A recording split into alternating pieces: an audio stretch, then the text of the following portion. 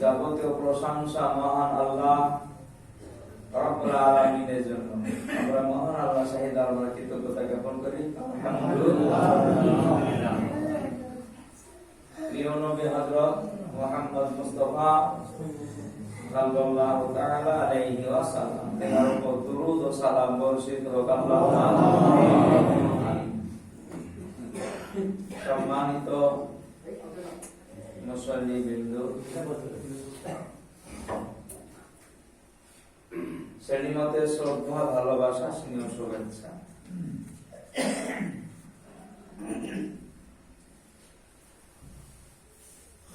আজকের খুতবা সূরা নিসা 34-35 নম্বর।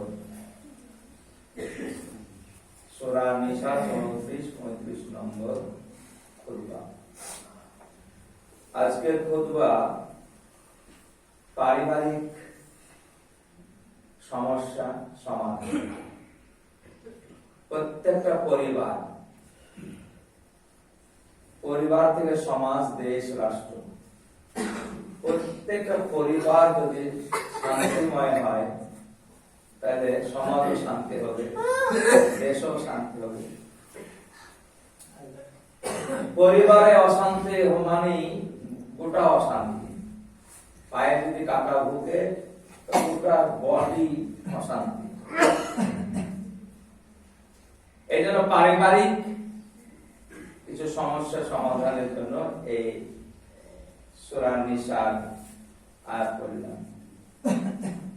তো অনেকে তো কানে চোখ খুলছে, কি বলবো, মানে শুনতে মন যাচ্ছে না, আবার কানে চোখ খুলছে। এটা একটা বদ অভ্যাসও বটে আর বেয়াদবিও বটে। আদানের সময় অনেকে কথা বলে, আমরা যদি কিছু কথা বলি তো গ্রহণ করেন না। কিন্তু আজান এত একটা গুরুত্বপূর্ণ, আজানের শব্দগুলো আছে আল্লাহ এবং রাসূলের শব্দ। তো আজানের আদবটা হয়েছে, আজান যখন হবে শুনতে তো হবে এবং তার জন্য জবাবও দিতে হবে। জবাব দিতে হবে না? তাহলে কথা বললে জবাবটা কখন দিব? তাহলে এক তো শুনছি না, সে একটা আল্লাহর সঙ্গে বেয়াদবি করা হয়েছে। তারপরে জবাব দেবে, সে জবাবও দিচ্ছে না, সেটা একটা অপরাধ।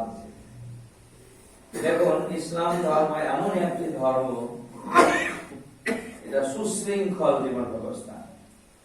নামাজে এসেছি, জুম্মা এসেছি, এগুলো সবই ট্রেনিং। এমন একটা ট্রেনিং, এই ট্রেনিং যদি ঠিকভাবে নেওয়া যায়, বিশ্বনবী মুহাম্মদ রাসূলুল্লাহ সাল্লাল্লাহু আলাইহি ওয়াসাল্লাম বলেছেন, মানুষ বিশেষ করে মুসলিমদের কৃষ্টি কালচার থেকে অন্য জাতি আপসে মুসলমান হওয়া দরকার, আর তাই হয়ে গেছে। আর আমাদের যা চরিত্র তা দেখে অমুসলিমরা পালাচ্ছে, যে মুসলমানের কাছে ওরা চোর, ওরা গুন্ডা, ওরা মৃত্যু, ওরা ধাপ্পাবাজি ঘুরে, তাই বলছে। মুসলমানদের যে কৃষ্টি কালচার তা যদি সত্যিকারই আমরা দেখাতে পারতাম, তাহলে ভারত ছাড়ো না, কোরআন ছাড়ো এই কথা আসবে না। বরং বলবে তোমরা আমাদের বুকের ওপরে থাকো, নিরাপত্তা থাকবে। আমরা সেই জিনিসে দেখাতে পারছি না। আসুন, পারিবারিক সমস্যা কম বেশি প্রত্যেকটা পরিবারে কিছু না কিছু অশান্তি আছে।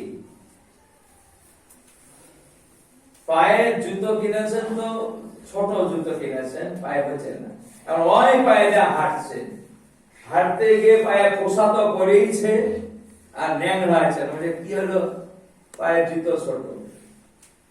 তো যে বাড়িতে স্বামী স্ত্রী দাম্পত্য জীবনে মিল নাই, তো ও বাড়িতে শান্তি তো নাই, গোটা বাড়িটাই একটা খোসা পড়া, বিষাক্ত। এই জন্য আল্লাহ তাআলা বলেছেন, এই খুতবা কি মেয়েরা শুনছে নাকি? আজকে মেয়েদের গুরুত্বপূর্ণ ভাবে শুনতে হবে। সূরা নিসা, নিসা মানে হচ্ছে মহিলা। পুরুষ ও নারীর কর্তা। পুরুষ হচ্ছে নারীর কর্তা, দায়িত্ব। খাওয়া দাওয়া সমস্ত বিষয়ে পুরুষের দায়িত্ব। বিয়ের সময় মহারানা লাগে কাকে? মেয়েকে লাগে না পুরুষকে লাগে? হ্যাঁ, পুরুষকে লাগে, মহিলাকে দিতে হবে, অর্থাৎ কিনতে হয়। নারীদেরকে বলা হয়েছে জমি, আর সে জমি কিনতে হয়। সেখানে নারীরা ফসল দেয়, সন্তান দেয়।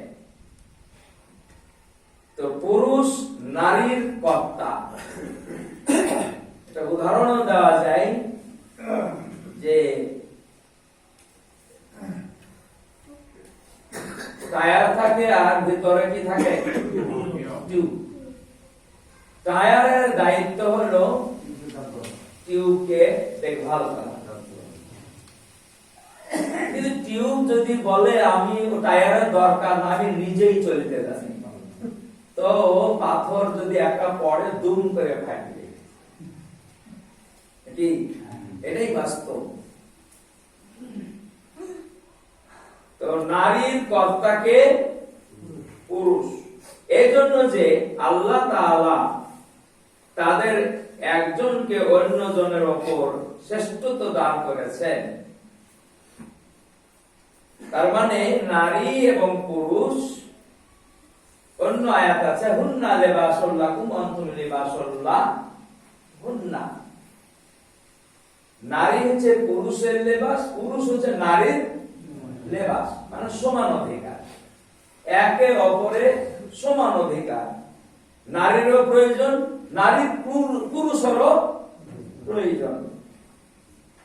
নারী না হলে যেমন পুরুষের মান মর্যাদা শান শওকত থাকে না, পুরুষেরও নারী না হলে শান শওকত মর্যাদা থাকে না। একে অপরের পুরো সমান অধিকার।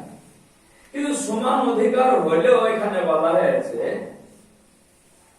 যে তুলনামূলক পুরুষদের মর্যাদা বেশি। একটা স্কুলে মাস্টার আছে, তো মাস্টার হেডমাস্টারও আছে। তো হেডমাস্টার দেখভাল করছে স্কুলটাকে, কোন শিক্ষক কখন আসলো না আসলো, কটায় ঢুকলো না ঢুকলো, ওটা দেখভাল করতে হবে না, হবে না? তো হেডমাস্টারের মর্যাদা আলাদা না আলাদা না? হেডমাস্টারের মর্যাদা আলাদা। তেমনি নারীর কাছে পুরুষের মর্যাদা আল্লাহ তাআলা দান করেছেন। হাদিস শরীফে এসেছে, তিরমিজি শরীফের হাদিস, গুরুত্ব দিয়ে শুনবেন, তিরমিজি শরীফের হাদিস। প্রিয় নবী মুহাম্মদ রাসূলুল্লাহ সাল্লাল্লাহু আলাইহি ওয়াসাল্লাম বলেছেন যে নারীদের অর্থাৎ স্ত্রীদের স্বামীর পায়ের তলায় জান্নাত। সুবহানাল্লাহ। এটা কি যেমন তেমন কথা বলে দিল? জান্নাত হতে সবচাইতে, মানুষ যদি জীবনে জান্নাত পেয়ে যায় তো পৃথিবীর সমস্ত দুঃখ কষ্ট সব ভুলে যায়। পৃথিবীতে জেল জরিমানা যত রকমের কষ্ট আছে, জান্নাত পেলে আর তার মনে কিছুই থাকবে না। এই সুখের জান্নাতটা বলা হয়েছে স্বামীর পায়ের তলায়। তাহলে স্বামীর মর্যাদা স্ত্রীকে কি পরিমাণে দিতে হবে? এর জন্য আল্লাহ আবার তাআলা বললেন যে নারীদের উচিত স্বামীদেরকে সম্মান ও মর্যাদা দেওয়া, এবং এর জন্য যে পুরুষ নিজের ধন সম্পদ ব্যয় করে। এই কারণে পুরুষরা তারা জীবনের ঝুঁকি নিয়ে যত রকমের ইনকামের দিকটাকে করে, পুরুষ। মহিলা বাড়িতে বসে থাকে, সব রকমের কষ্ট কাঠিন্য সবকিছুই করে পুরুষরা ব্যয় করে, খরচ করে। স্ত্রীর পিছনে খাওয়া দাওয়া, পোশাক আশাক, তার অসুখ বিসুখ সবকিছু বহন করে কে? পুরুষ। এবং পুরুষের বহন করাই হলো দায়িত্ব। যদি এই দায়িত্ব পালন না করে পুরুষ গুনাহগার হবে। এখানে বলে দেওয়া হলো পুরুষদেরকে 10টা দায়িত্ব পালন করতে হবে, তা না হলে আল্লাহর কাছে পাকড়াও হয়ে যেতে হবে। 1 নম্বর হচ্ছে বিয়ের সময় তাকে মহারানা দিয়ে দিতে হবে। মহারানা বাকি থুয়ে শেষ পর্যন্ত খাটলিতে যখন চলে যাচ্ছে তখন মহারানা দিয়েছি না শুধু হাতে দিয়েছি। আমার একটা মনে পড়ে, আপনার হাসি বেড়ে যাবে, সম্পর্কে দাদি হয়। তা আমি দাদি দাদু মহারানা দিয়েছে, কি বলবো ভাই, মহারানা চাইলে কিল মারতে চায় নাকি? কি বলবো ভাই, মহারানা চাইলে তো কিল মারতে চায়। তো মরার সময়তেও ওটা ভাবেনি যে মহারানা দিতে, এমন পুরুষ আছে নাই? মহারানা সঙ্গে সঙ্গে দিতে। এর জন্য বলা হয়েছে মহারানা সাধ্য মতোই বানিতে হবে, পুরুষের সাধ্য মতোই বানিতে হবে। তারপরে ওই 10টা ব্যাপারটা চটচট বলে দিয়েছি। মহারানা দিতে হবে স্ত্রীর খাওয়া পড়া, অসুখ বিসুখ, বাসস্থান, পেচ্ছাব পায়খানা, পানির ব্যবস্থাপনা, এগুলো পুরুষের দায়িত্ব, এটা করতে হবে, অপরিহার্য। আর স্ত্রী বাপের বাড়ি যেতে চাইলে সম্মান ও মর্যাদার সঙ্গে নিয়ে যেতে হবে, নিয়ে আসতে হবে, এবং স্ত্রীর যে মর্যাদা সম্মান তা দিতে হবে। এইভাবে প্রায় 10টা দায়িত্ব পুরুষের। কাজেই সতী সাবধী স্ত্রীরা আনুগত্য পরায়ণ হয়। প্রিয় নবী মুহাম্মদ মুস্তাফা সাল্লাল্লাহু আলাইহি ওয়াসাল্লাম বলেছেন, এখানে হাদিস শেষ করছি, মানে কোরআনকে জানতে হলে হাদিস না জানলে অসুবিধা। প্রিয় নবী মুহাম্মদ রাসূলুল্লাহ সাল্লাল্লাহু আলাইহি ওয়াসাল্লাম বলেছেন, সতী সাবধী স্ত্রীরা প্রকৃত যদি সতী নারী হয়, তাহলে আল্লাহ রাসূল বললেন তাদের উপরে 4টে দায়িত্ব আছে, সে দায়িত্ব পালন করলে জান্নাতের যে কোনো গেট দিয়ে ঢুকতে পারবে। দারুণ কথা নেই, মহিলারা 4টে দায়িত্ব যদি ঠিকঠাক ভাবে পালন করে তাহলে জান্নাতের যে কোনো গেট দিয়ে ঢুকতে পারবে। হাদিসটা হচ্ছে এই, প্রিয় নবী মুহাম্মদ মুস্তাফা সাল্লাল্লাহু আলাইহি ওয়াসাল্লাম বলেন, মহিলাদের ঠিকঠাক ভাবে নামাজ পড়তে হবে 1 নম্বর। তাহলে নামাজের কথা কেন বললেন 1 নম্বরে? কারণ অধিকাংশ মেয়েদেরকে লক্ষ্য করবেন কারণ নামাজ পড়তে চায় না। আসলে নামাজে এত আলসে আর আলসে, অধিকাংশ মেয়েরা নামাজ পড়তে চায় না। যদিও কোনো মেয়ে ছেলে নামাজ পড়ে তো দেখবে যে তখন যাদের নাপাক হয়, পবিত্রতা অর্জন করার জন্য গোসল করতে, যদি তার মেন্স বন্ধ হয়ে যায় জোহরে, তা আসলে তাকে নামাজ পড়তে হবে। কিন্তু দেখা গেল আজ কাল করতে করতে ও বোধহয় 1 মাসও পার করে দিবে, আবার নামাজ ধরবে কিনা ঠিক নাই। এভাবে নামাজের শিথিলতা। তাছাড়াও আল্লাহ রাসূল এই কারণে বললেন যে নামাজ যদি মেয়েরা ঠিকঠাক ভাবে পড়ে তাহলে ও পরিবারে সব মানুষই নামাজি হয়ে যাবে। কারণ ও নিজে নামাজ পড়বে, ছেলেদেরকেও নামাজে তাগিদ করবে, স্বামীকেও নামাজে তাগিদ। যে মেয়ে নামাজ পড়ে সে বলে আজকে তো জুম্মা, মনে আছে তো জুম্মা, জামা কাপড় দেখি কেচে দিই, টুপিগুলো দেখি কেচে দিই, বলবে না বলবে না? আর বারবার স্মরণ করবে কোথাও যাবে না, জুম্মা। আর যদি নামাজ না পড়ে তো ঘুরিয়ে বলবে মাঠে কাজ টাজ থাকে তো যাও ঘুরিয়ে কাজ করে এসে। তাহলে নামাজি মেয়েরা তার স্বামী, তার পরিবার, ছেলে মেয়ে সবাইকে নামাজি বানানোর চেষ্টা চালাবে না চালাবে না? তাহলে একটা পরিবার নামাজি হয়ে গেল। তাছাড়াও মেয়েদের হচ্ছে অলসতা, সূরা কেরাত ভালো শিখে না, কোন সূরা ভালোভাবে শিখবে না, শিখবে না, দোয়া দুরূদ ভালোভাবে শিখবে না, এত আলসে আর আলসে।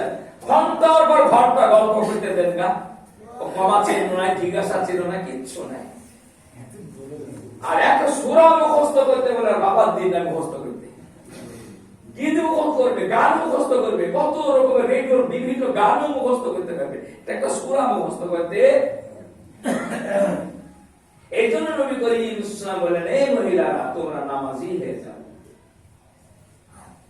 2 নম্বর বলা হলো রমজানের রোজা। মহিলারা রমজানের রোজা যদি ঠিকভাবে পালন করে তো মহিলাদের 4টা স্বভাব দূর হয়ে যাবে। গীবত, গান আর মিথ্যা কথা, এগুলো দূর হবে না, হবে না? কিন্তু হয় না, রোজাতেই আরো বেশি গীবত করে। তো রমজানের রোজা ঠিকঠাক ভাবে যদি পালন করে ইনশাআল্লাহ তারা জান্নাতে যাবে। ওদের সব খাবার হালাল। ঘুমাচ্ছেন নাকি? কেউ ঘুমায় না। 4টে বলেছে, প্রশ্ন করবো কাকে যে ধরবো ঠিক নাই, 4টে কি বলেন নাকি? রমজানের রোজা ঠিকঠাক পালন করলে ও তো নিজেও সেহরি রান্না করে, নিজেও খায়, ছেলে মেয়েকে খাওয়ায়, স্বামীকে খাওয়ায়। 2 নম্বর হলো এই মহিলারা তোমরা তোমাদের ইজ্জতকে হেফাজত করো। মেয়েরা যদি ইজ্জত হেফাজত করে, কোন পুরুষের বাপের দিন নাই যে তার সঙ্গে জেনা করে, ব্যভিচার করে, তাহলে মেয়েদের স্বভাবই সমাজে ব্যভিচার সয়লাভ হয়ে যায়। বিশ্বনবী মুহাম্মদুর রাসূলুল্লাহ সাল্লাল্লাহু আলাইহি ওয়াসাল্লাম বলেছেন, নারীরা হলো জাহান্নামের দ্বার, আবার নারীরা জান্নাতেরও দ্বার। সুবহানাল্লাহ, কথাটা খুব গুরুত্ব আছে নাই? মেয়েরা যদি ইচ্ছা করে তো জান্নাতে নিয়ে যেতে পারবে, আবার যদি মেয়েরা ইচ্ছা করে তো জাহান্নামেও। তাদের চলা ফিরা, অঙ্গি ভঙ্গি, কথা বার্তা, চলে গেছে স্বামী কেরালায়, বোম্বাই, আর এদিকে স্বামীর খাচ্ছে আর আড্ডা পাচ্ছে অন্য পুরুষ নিয়ে। এমন হাজার মহিলা আছে নাই? হাজার মহিলা। এই জন্য বলা হয়েছে মহিলারা তোমরা তোমাদের ইজ্জতকে হেফাজত করো। 3 নম্বরে 4 নম্বরে বলা হয়েছে তোমরা স্বামীর আনুগত্য করো। স্বামীর আনুগত্য, স্বামীর আনুগত্য বলতে গিয়ে প্রিয় নবী মুহাম্মদুর রাসূলুল্লাহ সাল্লাল্লাহু আলাইহি ওয়াসাল্লাম বলেছেন আনুগত্যর পর্যায়টা কি, কি পরিমাণে আনুগত্য করতে হবে। হাদিসে এসেছে স্বামী যদি বলে এই পাহাড় থেকে ওই পাহাড়ে পাথর বহিতে হবে, তারপরে এই পাহাড় থেকে নিয়ে ওই পাহাড়ে উঠতে হবে, ওই উপরে পাথর দিতে হবে। তো একজন সতীসাবতী মেয়ে যদি জান্নাত পেতে চায় তো তাই পালন করতে হবে। কিন্তু এমন কোন বোকা স্বামী নাই ওই পাহাড় থেকে ওই পাহাড় অকারণ পাথর বহিতে উঠবে। কথাটা বুঝে আসেন না? এর থেকে বোঝা গেল পরিবারে অনেক দায়িত্ব আছে মহিলাদের। সন্তানকে লালন পালন করা, তাদের খাওয়া পড়া, তাদেরকে লেখা পড়া, তাদেরকে মাদ্রাসায় দেওয়া, তাদেরকে নামাজের তাগিদ দেওয়া, এগুলো তাদের তাগিদ মহিলাদের। কারণ পুরুষরা তো কেরালায় গেছে, পুরুষরা তো চাকরিতে গেছে, বিভিন্ন জায়গাতে মাঠে ঘাটে খাটে। এর জন্য স্বামী গো বলে মুখ মিষ্টি কথা বললে আনুগত্য হয় না। আনুগত্যর অর্থ হচ্ছে বাস্তব জীবনে পালন করা। প্রিয় নবী মুহাম্মদুর রাসূলুল্লাহ আনুগত্যের ব্যাপারটা বলতে গিয়ে বললেন যে তুমি যদি দুধ জাল দাও অথবা রুটি বানাও, রুটি বানালেও একটু মানে ঠিকঠাক ভাবে না দেখলে পুড়ে যাবে, আর দুধে যদি একটু জাল বেশি হয়ে যায় তো উঠিলে পড়ে যাবে। তো বলছে ওই অবস্থায় তোমার স্বামী তোমাকে আহ্বান করলো যে কোনো কাজের জন্য, ওই মুহূর্তেই তোমাকে কথাটা শুনতে হবে। কথাটা বুঝে আসবে না? এর উপরে কোনো তর্ক করতে যাবেন না। তর্ক করতে গেলেই হাদিসের উপরে, কোরআনের উপরে যদি কেউ তর্ক করে তো সেই হলো শয়তান। কারণ আদম আলাইহিস সালামকে তৈরি করার পরে শয়তানকে বলল সেজদা করো, তো ও বলছে তা করবো কেন? আল্লাহ বলছেন সেজদা কর, আর ও বলছে তা করবো কেন? ও মাটির তৈরি আর আমি আগুনের তৈরি, তর্ক করলো না করলো না? তাই তর্ক করলো। তখন যে আল্লাহর সঙ্গে তর্ক যে করে সে তার উপরে লানত শয়তান। তাহলে বোঝা গেল যে নারী বলি আমাকে পিড়ে হয়েছে নাকি, যা বলবে তাই শুনতে হবে। যদি প্রকৃতই জান্নাত পেতে হয় তাহলে শুনতে হবে। ফেরাউনের স্ত্রী জান্নাত পেয়েছে ওই কারণে যে ফেরাউন এত জুলুম করেছে, তো ইচ্ছা করলে ওর ভাত না খেতে পারতো বা অন্য জায়গায় চলে যেতে পারতো।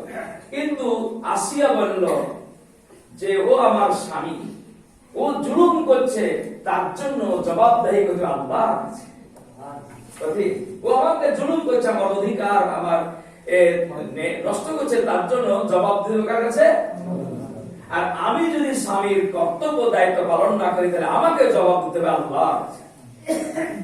তো আসে এই কারণে বলেছিলেন যে হে আল্লাহ, আর জুলুমাত আমি সবর করছি, সহ্য করছি, তবে তোমার কাছে আমার দাবি, তোমার পাশে আমাকে একটা জান্নাত দিয়ে করো। কথাটা বুঝে আসছিল? তাহলে মহিলাদের এটাই হওয়া উচিত। ফেরাউনের চাইতে জালেম স্বামী কারণ নাই। ফেরাউন বলেছে আমাকে খোদা বল, এরকম কোন স্বামী আছে নাকি যে আমাকে খোদা বল বলে? হতে পারে মদখোর, যাই বলে না, মেয়েরা যদি ঠিকঠাক ভাবে আনুগত্য করে তো অনেক স্বামী মদও ছেড়ে দেয়, নামাজি হয়ে যায়। প্রিয় নবী মুহাম্মদ রাসূলুল্লাহ সাল্লাল্লাহু আলাইহি ওয়াসাল্লাম বলেছেন মেয়েদের একটা স্বভাব নিতে হবে। সেই স্বভাবটা হলো হুরেদের স্বভাব। হুরেদের স্বভাব হচ্ছে তাদের কথাবার্তা খুব নরম। কথাবার্তা কি? নরম। ডিমের খোসার উপরে, ডিম সিদ্ধ করলে একটা খোসা থাকে, তারপরে একটা পর্দ থাকে, থাকে না? ওটা খুবই নরম। তো মহিলা তোমাদের কথাবার্তা, আচার আচরণ সবটা হবে নরম। নরম হলে কখনো কোনো স্বামী গরম হবে না। গরমটা কখন হয়? কিছু মনে করেন, মাঠের দিকে আসলো, একটু তাইটা মেঘ এসেছে, আর ওই মুহূর্তে একটা পিছনটা বললেন, তুমি কোথায় মাঠে থাকো আর আমি কোথায় বাড়িতে শুয়ে থাকি, মনে করছো? এমন করে আপনাকে ঠেকানি দিয়ে দাঁত বাহিকে কথা বললো, অটোমেটিক আপনার মেধা এর জন্য নরম নরম বছর হতে হবে, শালীন ভদ্রতা থাকতে হবে। আমি আশা করি মেয়েরা যদি সত্যি জান্নাত চায় তাহলে এই স্বভাবটা গ্রহণ করা এবং পুরুষদের অনুপস্থিতিতে আল্লাহ হেফাজত ও তত্ত্বাবধানে তাদের অধিকার সংরক্ষণ করে থাকে।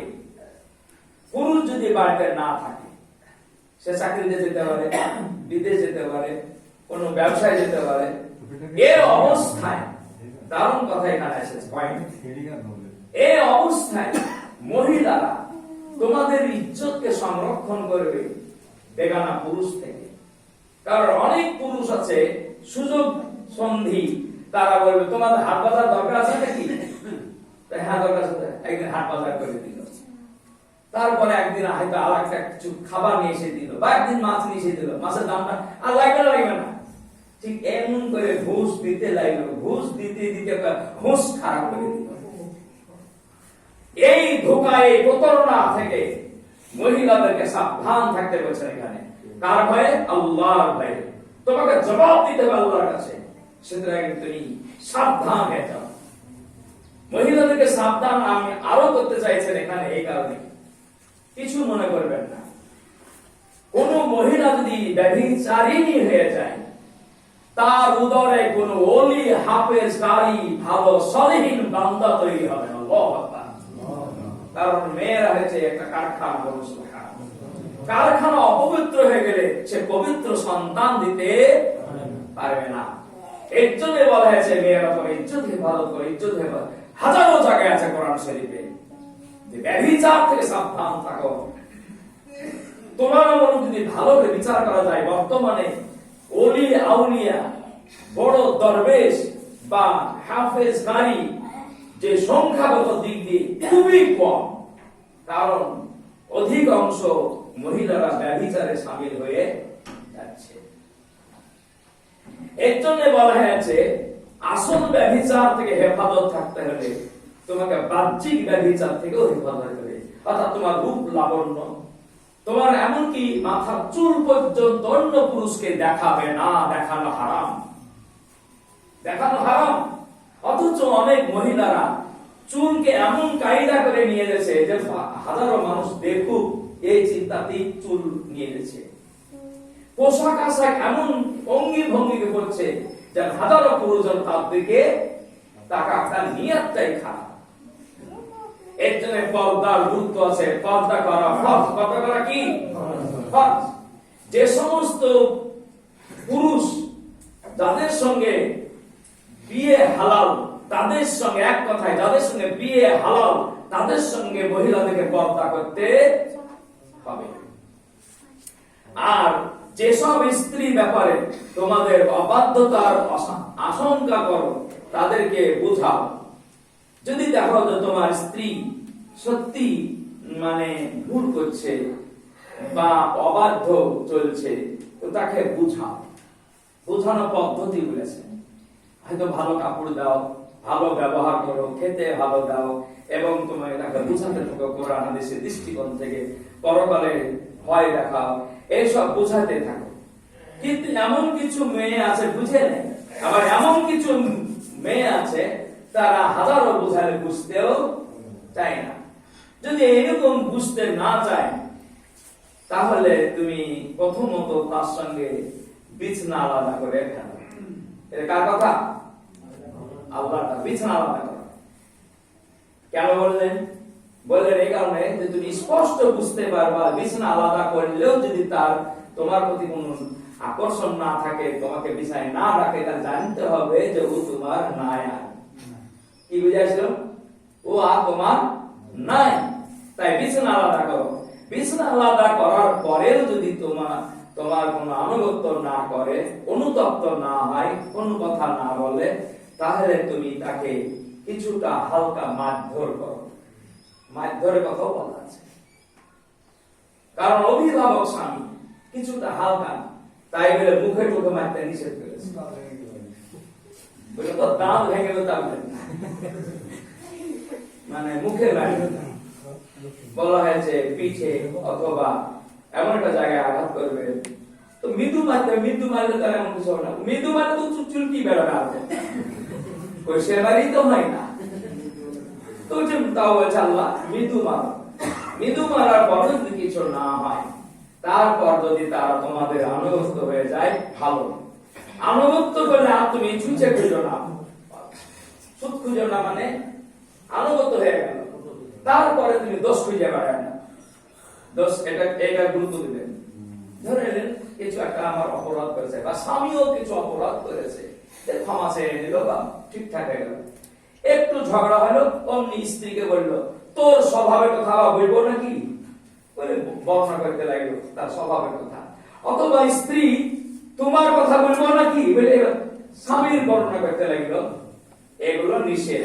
কি পূর্বের কথা আবার যদি নিয়ে আসা হয়, দাম্পত্য জীবন সুখী হতে পারবে না। দ্বন্দ্ব লেগেই থাকবে। এই জন্য আল্লাহ নিষেধ করলেন। আমরা নামাজ পড়ছি তো আল্লাহর জন্য। এবার এই কথাটাও মানবো, সুখের সংসার গড়ার জন্য আমাকে পূর্বের কথা স্মরণ করাতে হবে না, খোটা দেওয়া হবে না। আল্লাহ তাআলা বলেছেন অযথা নির্যাতন করো না, এবং নির্যাতন করার জন্য তুমি নানান রকমের সুখ খুঁজে বেড়াও না, এবং তার দোষ তল্লাশ করে বেড়াও না। নিশ্চিত ভাবে জেনে রাখো আল্লাহর উপরে আছেন। নিশ্চিত তুমি জেনে রাখো আল্লাহ উপরে আছে, তার হিসাব উভয়েরই। তাহলে আল্লাহর ভয়ে স্ত্রীও চলবে, আল্লাহর ভয়ে স্বামীও চলবে। তাহলে বাড়িতে সুখের সংসার হবে না? হবে না? সুখের সংসার হবে। এর জন্য আর যদি কোথাও তোমাদের স্বামী স্ত্রীর সম্পর্কে বিগড়ে যায় আর আপোষ হওয়ার কোন আশাই দেখছ না, তাহলে উভয়ের পক্ষের সালিস মীমাংসায় নিয়ে এসো। স্ত্রী পক্ষের লোক নাও, স্বামীর পক্ষের লোক নাও, নেওয়ার পরে উভয়ের মধ্যে সমঝোতা করে নাও। তারপরে যদি মেনে নেয় তাহলেও ভালো, যদি না মানে তাহলে তালাক দিয়ে একেবারে পরিষ্কার করে ঝুলিয়ে রাখো। স্ত্রীকেও ঝুলিয়ে রেখো, স্বামীকেও ঝুলিয়ে রেখো না। তাহলে কত সুন্দর ব্যবস্থাপনা। আর হিন্দু সমাজ আছে তালাক মালাক নাই, ঝুলি খায়। আর ওদের ওই শয়তানিটা আমাদের উপরও চাপিয়ে দিল। কি চাপিয়ে দিল? তারা দুজন সংশোধন করে নিতে চাইলে আল্লাহ তাদের মধ্যে মীমাংসা মিশনের পরিবেশ সৃষ্টি করে দিলেন। এখানে আল্লাহ তাআলা বলছেন যে যদি স্বামী স্ত্রীতে ওই মুহূর্তেও ক্ষমা চেয়ে নেয়, একে অপরে ক্ষমা চেয়ে নেয় এবং আল্লাহর কাছে ক্ষমা চায়, তো আল্লাহ বলছেন তাদের মীমাংসার জন্য আমিও আল্লাহ রহম করবো। আমিও আল্লাহ রহম করব। আল্লাহ সবকিছু জানেন, তিনি সব সর্বজ্ঞ। তাহলে এই পারিবারিক জীবনে আমাদের সুখ শান্তি আনতে হলে আমাদের প্রত্যেকটা পরিবারে চেষ্টা চালান, সেটা হলো কিছু আপনার ইজতেমা হচ্ছে পারিবারিক ইজতেমা। ঘন্টার পর ঘন্টা নেয়। ওই সকালবেলা নামাজ পড়ে যান, গিয়ে আসসালামু আলাইকুম সালাম দেন। সালাম দিলে হয়তো প্রথম দিবেন না, আস্তে আস্তে অভ্যাসও করাতে হবে। একটা মুরব্বীকে বলে যে পরিবার শান্তি তো সালাম দেয়, সালাম দিলেই শান্তি। ও যে প্রথমে সালাম দিয়েছে, একদিনই যে সালাম দেয় আসসালামু আলাইকুম, ও কি গাইছো দেখছি। যার অভ্যাস না কি গাইছো তাই সালাম দেয়। সালামের অভ্যাস করেন বাড়িতে, আসসালামু আলাইকুম। স্ত্রীরাও সালামের অভ্যাস করুন, স্বামীকে দেখে আসসালামু আলাইকুম এমন অভ্যাস করে ফেলেন আপনার সালাম বেরিয়ে পড়ে। এটা অভ্যাস করলে হয়ে যায়। বাড়িতে ছেলে বলছে আসসালামু আলাইকুম, হাসতে ওয়ালাইকুম আসসালাম, আপনি ওই মুহূর্তে আনন্দ চলে আসে। তো এইভাবে সালামের বিনিময় হোক। আর ছোট্ট একটা বাড়িতে আলোচনা হয়ে যায়, সেটা একটা হাদিস বলছি, যেই হাদিসটা বলে বর্ণনা করে দাও, বাস এইভাবে যদি আপোষ করা যায়, বাড়িতে ইনশাআল্লাহ স্বামী স্ত্রী ছেলে মেয়ে সবার মধ্যে একটা আলাদা নিবিড় সম্পর্ক তৈরি হবে। আর এই সম্পর্ক হচ্ছে মধুর সম্পর্ক। আমরা তো এটাই চাই দুনিয়াতেও যেমন ঈদের দিন একসঙ্গে বসে খাবো, আনন্দ করব, তেমনি এটাও নিয়ত করতে হবে যে মা আব্বা স্ত্রী ছেলে মেয়ে সবাইকে আমি জান্নাতে যাব। সবাইকে আমি জান্নাতে দেব। আল্লাহ আমাদেরকে সেই তৌফিক দান করুন।